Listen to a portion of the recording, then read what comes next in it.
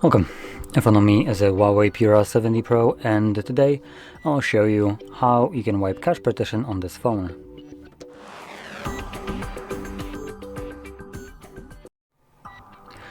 So to get started, you want to hold power button and ignore the garbage AI.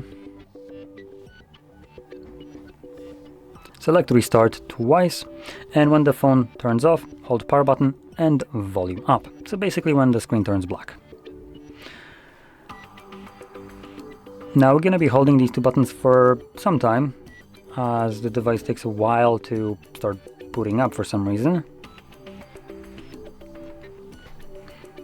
Keep holding, and once this disappears, we can let go of the buttons. There we go. Now in here, as we are now in the recovery mode, you want to select clear data, and from here you can select clear or wipe cache partition.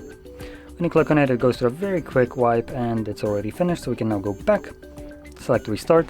This will reboot the device and bring us back to the Android or Harmony OS, whatever you want to call it.